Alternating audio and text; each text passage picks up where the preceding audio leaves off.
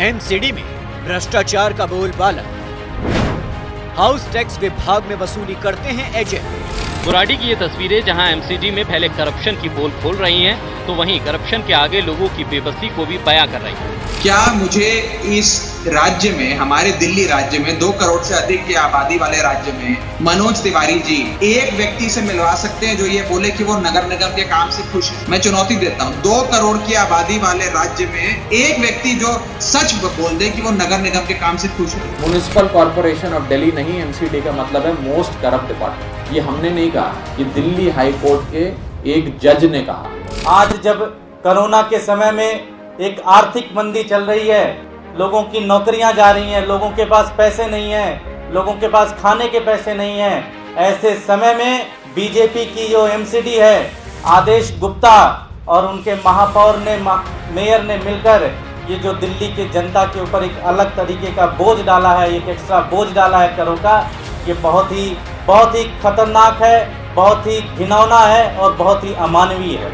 मैं हाथ जोड़कर भाजपा के सारे भ्रष्टाचारी नेताओं से मैं एक ही चीज़ गुजारिश करना चाहता हूं कि तुमने लिंटर के पैसे लेते हो, तुम कूड़े के पैसे खाते हो, तुमने गौ माता का राशन खा लिया, कम से कम किताब तो मत खाओ यार, कम से कम बच्चों के पढ़ने की किताब तो मत खाओ। तुम सबके साथ तुम लोगों से हाथ जोड़कर विनती है। बीजेपी तनख्वाह देने को तैयार नहीं है। उन्होंने हमारी प्रेस कॉन्फ्रेंस के रिस्पांस में और इस मुद्दे के रिस्पांस में ये नहीं सोचा कि हम डॉक्टर्स को तनख्वाह दे दें। उन्होंने ये नहीं सोचा कि जो भाजपा के शासन में एमसीडी में इतना भ्रष्टाचार हो रहा है उस भ्रष्टाचार को ठीक कर। उन्होंने कोशिश की है आम आदमी पार्टी की, हम लोगों की और जनता की आवाज़ को दबाने की। उन्होंने हमारी उस प्रेस कॉन्फ्रेंस के रिस्पांस में राघव जी और मुझे ये क्रिमिनल डेफेमेशन का नोटिस भेजा है।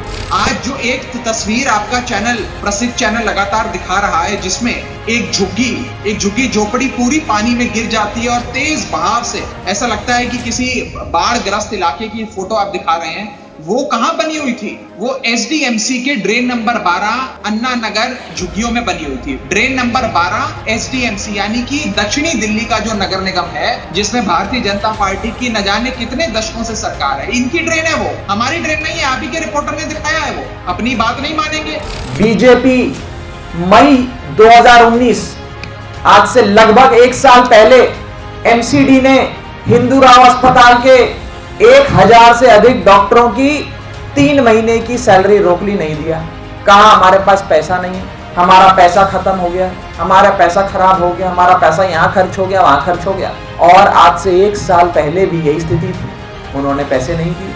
बेचारे डॉक्टरों को दिल्ली हाईकोर्ट का दरवाजा खटखटाना पड़ा और फिर दिल्ली हाईकोर्ट से फटकार लगी तो नगर निगम को अकल आई। लेकिन टीचरों को तनख्वाह नहीं मिलती है, सफाई कर्मचारियों को तनख्वाह नहीं मिलती है। और इस कोरोना के दौर में जब डॉक्टर खुद अपनी जान की बाजी लगा के पेशेंट्स को ट्रीट कर रहे हैं, ऐसे समय में भी एमसीडी अपने रेजिडेंट डॉक्टर्स को कस्तूरबा गांधी अस्पताल में और बड़ा हिंदूराव अस्पताल में तनख्वाहें नहीं दी।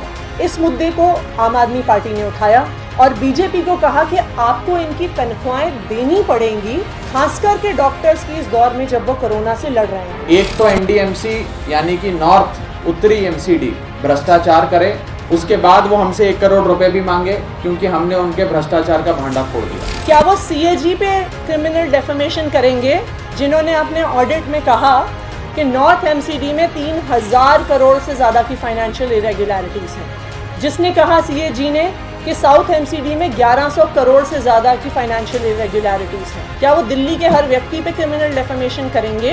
नगर निगम ने अपने अधीन आने वाले स्कूलों में जो अध्यापक हैं, जो स्टाफ है, उनकी भी सैलरी नहीं दी। बेचारे वो अध्यापक दिल्ली हाईकोर्ट गए, हाईकोर्ट का दरवाजा खटखटाया और दिल्ली हाईकोर्ट ने सख्त शब्दों में नगर निगम को फटकार लगाई और कहा कि आप लोग हर चीज के लिए दिल्ली सरकार को रिस्पॉन्सिबल नहीं बता सकते। ये आपकी नगर निगम की, भारतीय जनता पार्टी शासित नगर निगम की जिम्मेदारी है। मैं पढ़ के सुनाना चाहूंगा कि दिल्ली हाईकोर्ट ने उत्तरी नगर निगम को फटकार लगाते हुए क्या कहा था। दिल्ली हाईकोर्ट ने कहा, तुम हर समय अपनी जिम्मेदारी से नहीं भाग सकते, तुम अपने गुनाहों के लिए दिल्ली सरकार को दायित्व नहीं दे सकते, जिम्मेदार नहीं ठहरा सकते।